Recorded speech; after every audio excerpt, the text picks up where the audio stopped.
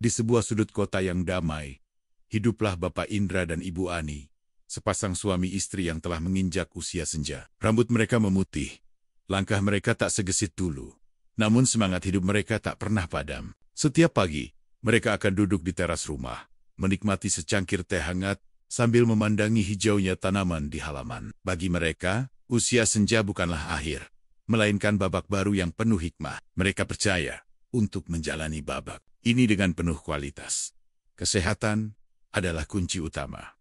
Namun, seperti banyak lansia lainnya, Bapak Indra dan Ibu Ani mulai merasakan beberapa perubahan pada tubuh mereka. Bapak Indra sering mengeluhkan sendi-sendi nia yang kadang terasa kaku, terutama saat cuaca dingin. Ibu Ani, di sisi lain, mulai merasa pencernaannya tidak selancar dulu, dan kadang merasa lelah tanpa sebab yang jelas. Mereka tahu, perubahan ini adalah bagian alami dari proses penuaan. Namun, mereka juga sadar bahwa ada banyak hal yang bisa mereka lakukan untuk meringankan gejala-gejala tersebut. Salah satunya adalah melalui makanan yang mereka konsumsi. Mereka sering mendengar tentang pentingnya makan sayuran. Sejak muda, dokter dan ahli gizi selalu menekankan betapa sayuran adalah sumber nutrisi yang tak tergantikan. Namun, seiring bertambahnya usia, muncul pertanyaan baru. Apakah semua sayuran sama baiknya? Untuk lansia, apakah ada sayuran yang justru bisa memperburuk kondisi kesehatan tertentu? Pertanyaan-pertanyaan ini mulai menggelayuti pikiran Bapak Indra dan Ibu Ani. Mereka ingin sekali mendapatkan informasi yang jelas dan akurat, bukan sekadar mitos atau saran yang simpang siur. Mereka mulai mencari tahu, membaca artikel, menonton video, dan bertanya kepada tetangga yang juga sudah sepuh. Informasi yang mereka dapatkan sangat beragam, kadang membingungkan. Ada yang bilang sayur ini bagus untuk tulang, tapi ada juga yang bilang justru bisa menghambat penyerapan kalsium. Mereka menyadari, kebutuhan nutrisi lansia berbeda dengan mereka yang masih muda. Tubuh lansia memiliki cara kerja yang unik, dengan metabolisme yang melambat dan sistem pencernaan yang lebih sensitif. Oleh karena itu, pemilihan sayuran yang tepat menjadi sangat krusial bagi mereka yang berusia 60 tahun ke atas. Video ini hadir untuk membantu Bapak Indra, Ibu Ani, dan jutaan lansia lainnya di seluruh dunia. Kita akan menyelami lebih dalam tentang dunia sayuran dan hubungannya dengan kesehatan lansia. Kita akan membahas mitos dan fakta, serta memberikan panduan praktis tentang sayuran mana yang harus dihindari dan sayuran mana yang sebaiknya menjadi teman setia di piring Anda setiap hari. Mari kita bersama-sama membuka wawasan baru, agar usia senja dapat dijalani dengan penuh vitalitas dan kebahagiaan. Bersiaplah untuk menemukan rahasia sayuran yang akan mengubah kualitas hidup para lansia. Permasalahan kesehatan pada lansia bukanlah hal baru. Ini adalah tantangan yang dihadapi oleh miliaran orang di seluruh dunia seiring bertambahnya usia. Bagi Bapak Indra, nyeri sendi menjadi semakin sering. Awalnya hanya pegal biasa, namun kini terkadang nyeri tajam menusuk, terutama di lutut dan jari-jari. Dokter menjelaskan bahwa ini adalah gejala osteoartritis, kondisi umum di mana tulang rawan yang melindungi sendi mengalami kerusakan seiring waktu. Bapak Indra mencoba berbagai salep dan pijatan, namun ia merasa perlu ada pendekatan yang lebih menyeluruh, termasuk dari makanan yang ia konsumsi. Ia curiga, mungkin ada beberapa makanan yang justru memperparah peradangannya. Sementara itu Ibu Ani dihadapkan pada masalah pencernaan. Setelah makan, perutnya sering terasa kembung, begah, dan kadang sulit buang air besar. Padahal, ia selalu merasa sudah mengonsumsi makanan yang sehat. Ia sering makan sayur, namun mengapa masalah ini tetap menggebu? Ia bahkan pernah mencoba jus bayam mentah setiap pagi, karena katanya sangat sehat, namun justru merasa lebih sering kembung setelahnya. Ibu Ani mulai bertanya-tanya, apakah ada sayuran tertentu yang sulit dicerna oleh tubuh lansia? Apakah ada sayuran yang malah mengganggu proses penyerapan nutrisi penting? Kekhawatiran ini membuatnya merasa tidak nyaman dan membatasi pilihan makanannya. Selain itu, baik Bapak Indra maupun Ibu Ani sama-sama merasakan penurunan energi yang signifikan. Dulu, mereka bisa beraktivitas seharian penuh. Kini, baru sebentar. Berkebun saja sudah merasa sangat lelah. Tidur siang menjadi kebutuhan mutlak. Dan seringkali mereka merasa lesu, bahkan setelah bangun tidur. Penurunan energi ini memengaruhi kualitas hidup mereka. Mereka jadi enggan bepergian jauh, atau melakukan kegiatan yang membutuhkan banyak tenaga. Mereka mulai bertanya, apakah ada sayuran yang bisa membantu meningkatkan energi? Atau justru ada yang menyebabkan tubuh mereka lemas? Masalah umum lain yang sering menghantui lansia adalah penurunan fungsi kognitif. Pikun ringan, sulit berkonsentrasi, atau sekadar lupa meletakkan kunci adalah hal yang sering dialami. Bapak Indra terkadang sulit mengingat nama orang yang baru ditemui, dan Ibu Ani sering lupa resep masakan favoritnya. Mereka ingin tahu, adakah sayuran yang secara spesifik dapat mendukung kesehatan otak dan menjaga daya ingat tetap tajam. Dan tentu saja, masalah yang tak kalah penting adalah kesehatan jantung.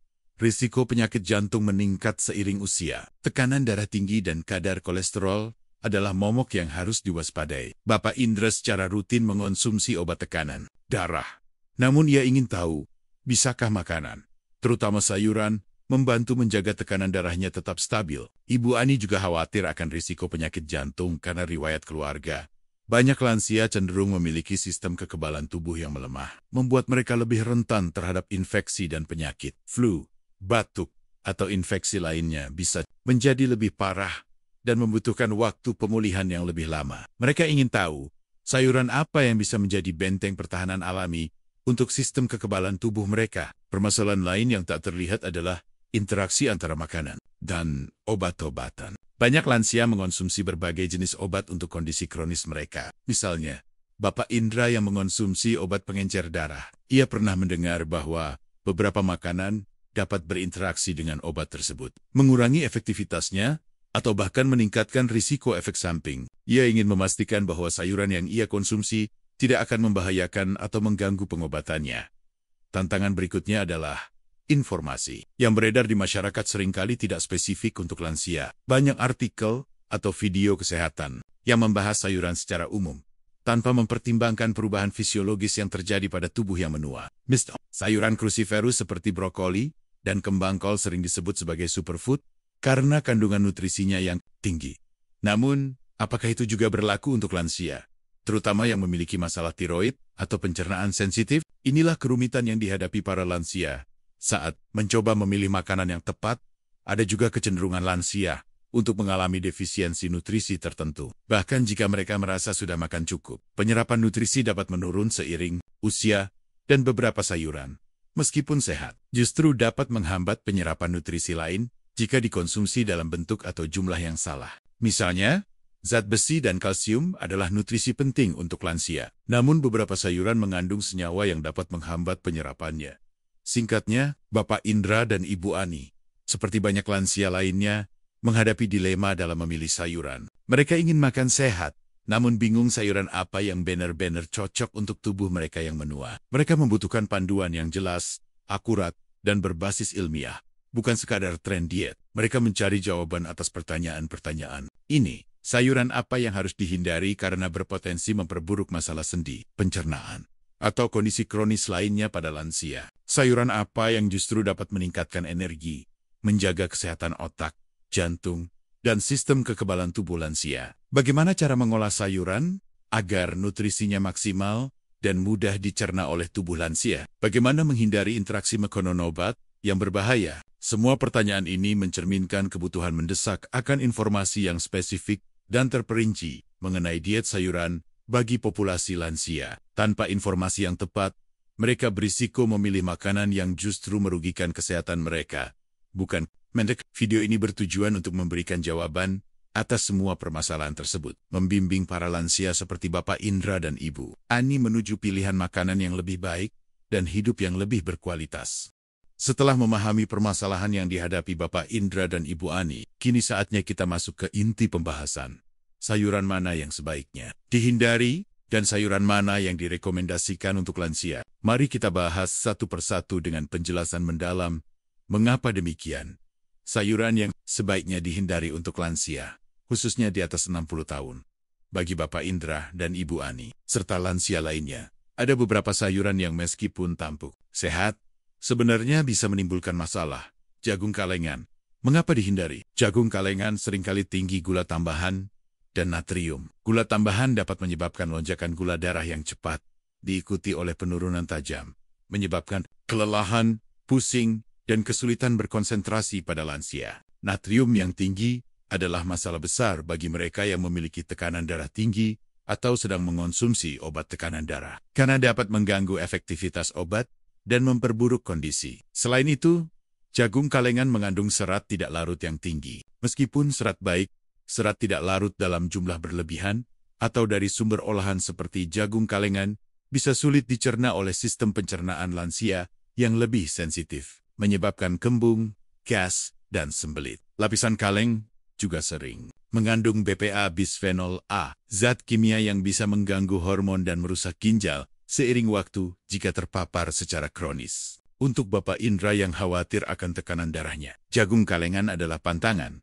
Sayuran cruciferous mentah brokoli, kale, kembang kol, kubis prusel, mengapa dihindari? Sayuran ini dikenal sebagai superfood, namun untuk lansia, terutama dalam keadaan mentah, ceritanya berbeda. Mereka mengandung senyawa yang disebut goitrogen. Goitrogen dapat mengganggu fungsi kelenjar tiroid, yang sangat penting untuk metabolisme dan tingkat energi. Gangguan tiroid dapat menyebabkan kelelahan kronis, penambahan berat badan, dan bahkan perubahan suasana hati. Bagi Ibu Ani yang sering merasa lelah, ini bisa menjadi penyebabnya. Selain itu, sayuran cruciferous mentah kaya akan serat, tidak larut dan gula kompleks, seperti raffinose. Senyawa ini sulit dipecah oleh enzim pencernaan lansia, menyebabkan kembung parah, gas, dan ketidaknyamanan pencernaan. Goitrogen juga dapat menghambat penyerapan zat besi dan kalsium, dua mineral krusial yang sering defisien pada lansia, meningkatkan risiko osteoporosis dan anemia. Jika ingin mengonsumsi,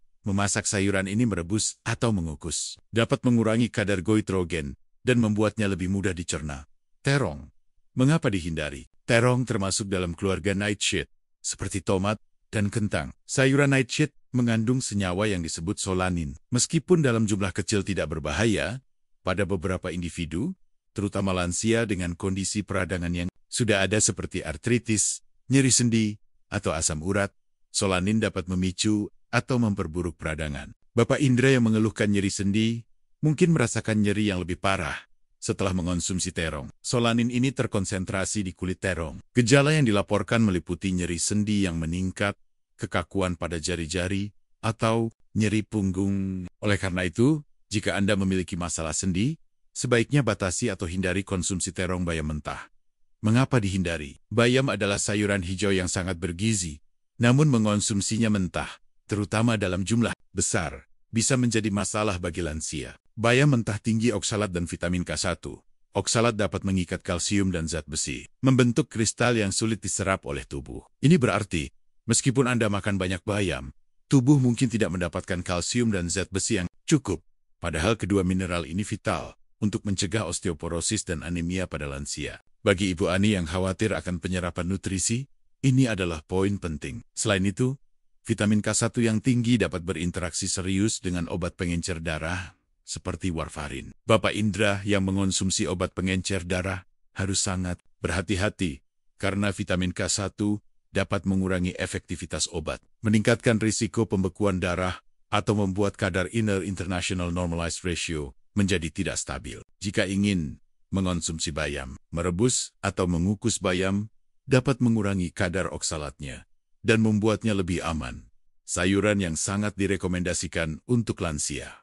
Kabar baiknya, ada banyak sayuran yang justru sangat bermanfaat dan sebaiknya sering dikonsumsi oleh lansia. Sayuran-sayuran ini dapat membantu mengatasi berbagai permasalahan kesehatan yang telah kita bahas sebelumnya.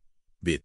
Mengapa direkomendasikan? Beet adalah pahlawan tanpa tanda jasa. Mereka kaya akan nitrat alami yang diubah menjadi nitric oxide dalam tubuh. Nitric oxide adalah molekul penting yang membantu melebarkan pembuluh darah, sehingga menurunkan tekanan darah dan meningkatkan aliran darah ke seluruh tubuh, termasuk otak dan jantung. Ini sangat bermanfaat untuk Bapak Indra yang memiliki masalah tekanan darah dan ingin menjaga kesehatan jantungnya. Peningkatan aliran darah ke otak juga dapat meningkatkan fungsi kognitif, memori, dan fokus. Membantu mengatasi masalah pikun ringan yang dialami Ibu Ani.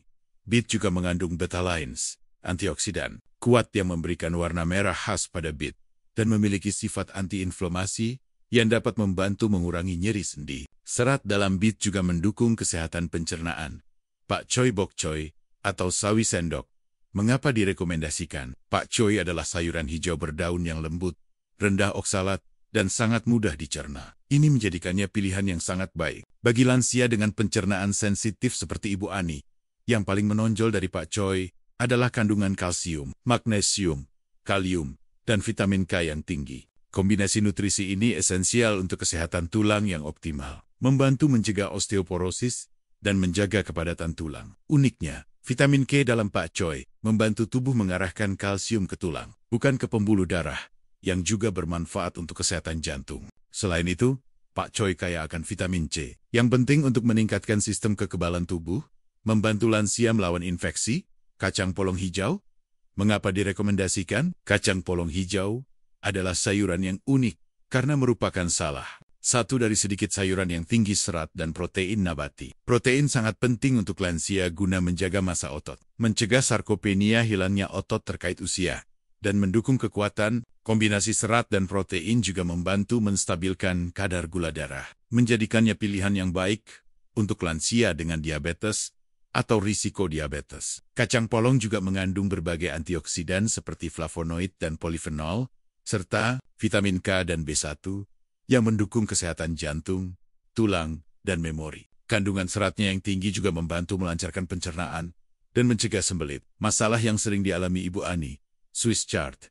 Mengapa direkomendasikan? Swiss chard adalah sayuran hijau berdaun lain yang sangat bergizi dan lembut, kaya akan vitamin A, C, dan K, serta mineral penting seperti magnesium dan zat besi. Sayuran ini berperan sebagai detoxifier lembut untuk hati dan ginjal, membantu tubuh menghilangkan racun. Untuk Bapak Indra dan Ibu Ani yang mungkin mengonsumsi beberapa obat, dukungan untuk organ detoksifikasi ini sangat bermanfaat.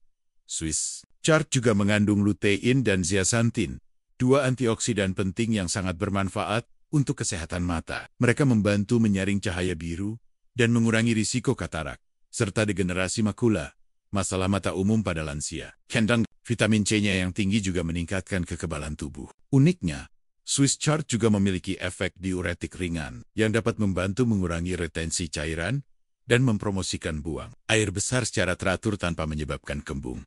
Penting untuk diingat bahwa cara mengolah sayuran juga sangat berpengaruh terhadap ketersediaan nutrisi dan kemudahan pencernaan. Untuk lansia, metode memasak seperti mengukus, merebus sebentar, menumis dengan sedikit minyak, atau membuat sup seringkali lebih baik daripada makan mentah, terutama untuk sayuran cruciferous. Don Bay, memasak dapat memecah dinding sel tanaman, membuatnya lebih mudah dicerna dan memungkinkan tubuh menyerap nutrisi dengan lebih efisien, dengan memilih sayuran yang tepat dan mengolahnya dengan benar. Bapak Indra dan Ibu Ani dapat secara signifikan meningkatkan kualitas kesehatan mereka. Ini bukan hanya tentang menghindari yang buruk, tetapi juga merangkul yang baik. Pemahaman ini akan memberdayakan mereka untuk membuat pilihan makanan yang lebih cerdas setiap hari.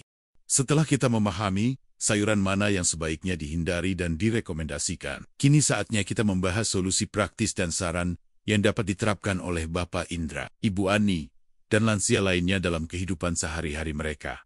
Ini bukan hanya tentang mengetahui, tetapi juga tentang melakukan perubahan yang berkelanjutan. Titik pendidikan dan kesadaran diri. Langkah pertama adalah meningkatkan kesadaran. Bapak Indra dan Ibu Ani kini tahu mengapa jagung kalengan atau bayam mentah mungkin tidak ideal untuk mereka. Dengan pemahaman ini, mereka dapat membuat keputusan yang lebih baik di toko kelontong atau saat memesan makanan. Mereka disarankan untuk terus mencari informasi dari sumber terpercaya, seperti ahli gizi atau dokter yang memiliki spesialisasi di bidang gizi lansia, mengikuti kanal YouTube seperti ini, atau membaca buku-buku nutrisi yang kredibel. Dapat menjadi kebiasaan baik. 2. Perencanaan makanan mingguan. Membantu Ibu Ani mengatur pola makan agar tidak bingung. Merencanakan menu mingguan adalah solusi yang sangat efektif. Ini memungkinkan mereka untuk memastikan bahwa mereka mendapatkan berbagai sayuran yang direkomendasikan setiap hari. Misalnya, Senin, sup pit dan wortel. Selasa, tumis pakcoy dengan sedikit udang. Rabu, salad kacang polong hijau dan telur rebus dengan kacang polong yang sudah dimasak. Kamis, tumis Swiss chard dengan bawang putih. Jumat, variasi sup sayuran dengan bit dan kacang polong. Sabtu dan Minggu, eksplorasi resep baru dengan sayuran rekomendasi. Perencanaan ini juga membantu mereka dalam daftar belanja, mencegah pembelian sayuran yang tidak disarankan, dan memastikan ketersediaan sayuran yang baik. 3. Metode memasak yang tepat. Seperti yang telah dibahas, cara memasak sangat penting. Ibu Ani dapat fokus pada metode yang membuat sayuran lebih mudah dicerna dan nutrisinya tetap terjaga. Mengukus.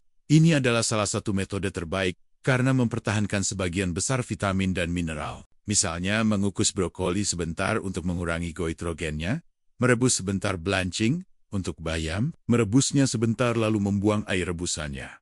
Dapat mengurangi kadar oksalat secara signifikan. Menumis. Menggunakan sedikit minyak. Sehat seperti minyak zaitun atau minyak kelapa, dapat membuat sayuran lebih enak dan membantu penyerapan vitamin larut lemak. Pastikan tidak menumis terlalu lama agar tekstur sayuran tetap lembut. Membuat sup atau bubur. Ini adalah cara yang sangat baik untuk mengonsumsi berbagai sayuran sekaligus. Dan teksturnya yang lembut sangat ideal untuk lansia, terutama yang memiliki masalah gigi atau mengunyah. Bapak Indra bisa mendapatkan nutrisi dari bit dan kacang polong dalam semangkuk sup hangat. Hindari memakan mentah dalam jumlah besar, terutama untuk sayuran cruciferous dan bayam, kecuali jika direkomendasikan oleh ahli gizi dan dalam porsi yang sangat terkontrol. 4. Rotasi sayuran. Meskipun ada sayuran yang direkomendasikan, sangat penting untuk tidak hanya terpaku pada satu atau dua jenis sayuran. Ibu Ani disarankan untuk merotasi konsumsi sayuran agar mendapatkan spektrum nutrisi yang lebih luas. Ini juga mencegah kebosanan dan memastikan asupan berbagai fitonutrien. Misalnya, selain bit, sesekali bisa mencoba labu kuning, wortel, atau ubi jalar yang juga kaya antioksidan dan serat. 5. Membaca label makanan dengan teliti. Saat membeli produk kalengan atau olahan, Ibu Ani harus selalu membaca label nutrisi. Perhatikan kandungan natrium gula tambahan dan daftar bahan. Jika jagung kalengan adalah satu-satunya pilihan, pilih yang rendah natrium atau bilas dengan air bersih untuk mengurangi kadar garamnya. Namun sebisa mungkin, prioritaskan sayuran, segar atau beku tanpa tambahan garam atau gula. Karena umumnya lebih sehat. 6. Konsultasi dengan profesional kesehatan. Ini adalah saran paling krusial. Bapak Indra dan Ibu Ani harus berkonsultasi dengan dokter atau ahli gizi terdaftar. Ahli gizi dapat membantu menyusun rencana diet yang dipersonalisasi, mempertimbangkan riwayat kesehatan, kondisi medis, alergi, dan preferensi makanan. Mereka juga dapat memberikan saran tentang suplemen jika ada defisiensi nutrisi. Dokter dapat memberikan informasi tentang interaksi obat makanan. Jika Bapak Indra mengonsumsi pengencer darah, dokter atau apoteker dapat menjelaskan sayuran mana yang harus dibatasi atau dihindari sama sekali untuk mencegah efek samping yang berbahaya. Ini juga berlaku untuk kondisi lain seperti masalah tiroid atau ginjal. 7. Perhatikan reaksi tubuh. Setiap individu berbeda. Bapak Indra dan Ibu Ani harus memperhatikan bagaimana tubuh mereka bereaksi terhadap makanan tertentu. Jika setelah mengonsumsi sayuran tertentu, mereka merasa tidak nyaman, kembung, nyeri, atau lelah, ada kemungkinan sayuran itu tidak cocok untuk mereka.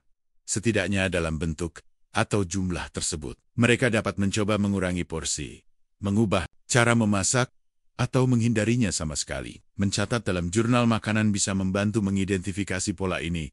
8. Porsi yang tepat. Meskipun sayuran itu baik, porsi juga penting. Terlalu banyak serat sekaligus, misalnya, dapat menyebabkan masalah pencernaan. Ahli gizi dapat membantu menentukan porsi yang sesuai untuk kebutuhan kalori dan nutrisi masing-masing lansia. Dengan menerapkan solusi dan saran ini, Bapak Indra dan Ibu Ani tidak hanya akan makan sayuran yang lebih baik, tetapi juga membangun kebiasaan hidup sehat yang berkelanjutan. Ini adalah investasi jangka panjang untuk kualitas hidup di usia senja. Memungkinkan mereka untuk menikmati hari-hari mereka dengan lebih banyak energi dan lebih sedikit masalah kesehatan. Dari perjalanan kita memahami permasalahan Bapak Indra dan Ibu Ani, hingga pembahasan mendalam mengenai jenis-jenis sayuran, kita dapat menarik beberapa kesimpulan penting yang sangat relevan bagi kesehatan lansia. Inti dari semua ini adalah bahwa tidak semua sayuran diciptakan sama untuk setiap usia, dan pemahaman spesifik ini adalah kunci untuk penuaan yang sehat dan berkualitas.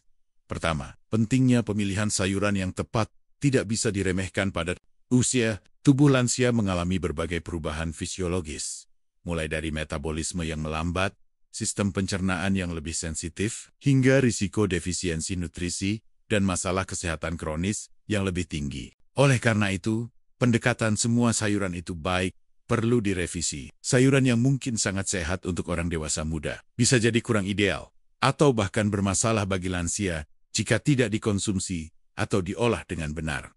Kedua, Ada sayuran tertentu yang sebaiknya dihindari atau dikonsumsi dengan sangat hati-hati oleh lansia. Kita telah melihat bagaimana jagung kalengan dengan kandungan gula dan natrium tingginya, serta potensi BPA, dapat memicu masalah gula darah dan tekanan darah. Sayuran cruciferous mentah brokoli, kale, kembang kol bisa mengganggu tiroid dan menyebabkan masalah pencernaan karena goitrogen dan serat yang sulit dicerna. Terong dengan solaninnya dapat memperburuk peradangan sendi, dan bayam mentah dengan oksalat dan vitamin K1-nya dapat menghambat penyerapan mineral penting serta berinteraksi dengan obat pengencer darah. Mengenali musuh tersembunyi, ini adalah langkah pertama untuk melindungi kesehatan.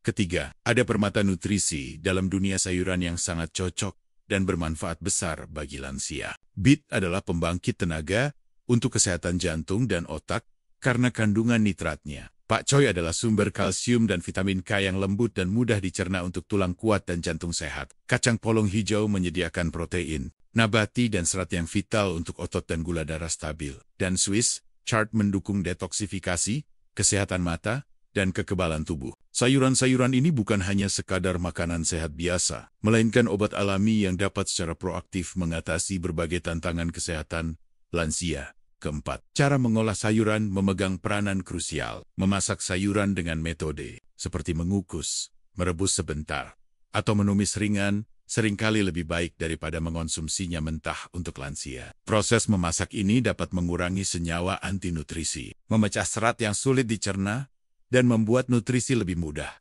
diserap oleh tubuh yang menua. Untuk Ibu Ani yang memiliki pencernaan sensitif, ini adalah penentu kenyamanan setelah makan. Kelima, pendekatan personalisasi adalah kunci utama. Setiap lansia adalah individu dengan kondisi kesehatan, riwayat medis, dan kebutuhan nutrisi yang unik. Apa yang cocok untuk Bapak Indra, mungkin tidak sepenuhnya cocok untuk Ibu Ani. Oleh karena itu, konsultasi dengan dokter dan ahli gizi adalah langkah yang tidak bisa ditawar. Profesional ini dapat memberikan panduan yang disesuaikan, termasuk manajemen interaksi obat makanan, yang sangat penting bagi mereka yang mengonsumsi obat-obatan kronis. Keenam, pengetahuan adalah kekuatan. Dengan informasi yang akurat dan berbasis ilmiah, seperti yang disajikan dalam video ini, lansia seperti Bapak Indra dan Ibu Ani diberdayakan untuk membuat pilihan makanan yang lebih cerdas dan bertanggung jawab. Mereka tidak lagi bergantung pada asumsi atau saran yang tidak jelas, melainkan pada fakta yang dapat mendukung kualitas hidup mereka. Ini tentang mengambil kendali atas kesehatan Anda di usia senja. Secara keseluruhan, pesan inti dari video ini adalah, penuaan yang sehat bukanlah tentang menghindari semua kesenangan hidup, melainkan tentang membuat pilihan yang bijak dan terinformasi. Sayuran adalah sekutu kuat dalam perjalanan ini, asalkan kita tahu cara memilih dan mengonsumsinya dengan benar. Dengan menerapkan prinsip-prinsip ini, lansia dapat menikmati tahan-tahan emas mereka dengan vitalitas, kebahagiaan, dan kemandirian yang lebih besar. Jadi, Bapak Indra dan Ibu Ani, serta Anda semua yang telah menyimak video ini, kini Anda memiliki pemahaman yang lebih dalam tentang bagaimana memilih sayuran terbaik untuk mendukung kesehatan Anda di usia senja. Ini bukan sekadar teori, melainkan panduan praktis yang dapat Anda terapkan mulai hari ini. Setiap pilihan makanan adalah langkah kecil menuju kesehatan yang lebih baik dan hidup yang lebih berkualitas. Jangan biarkan usia menjadi penghalang untuk menikmati makanan yang lezat dan bergizi. Dengan sedikit penyesuaian dan pengetahuan yang tepat, Anda bisa menjadikan sayuran sebagai teman setia dalam perjalanan penuaan yang sehat dan bahagia. Bayangkan, betapa nikmatnya menikmati sepiring sayuran yang tidak hanya lezat, tetapi juga secara aktif mendukung tulang Anda, menjaga jantung Anda tetap kuat, dan membuat pikiran Anda tetap tajam. Kami berharap video ini telah memberikan wawasan yang berharga dan menginspirasi Anda untuk membuat perubahan positif dalam pola makan Anda. Ingatlah selalu, tubuh Anda adalah aset paling berharga dan Mary Watt-nya. Dengan baik adalah investasi terbaik yang bisa Anda lakukan.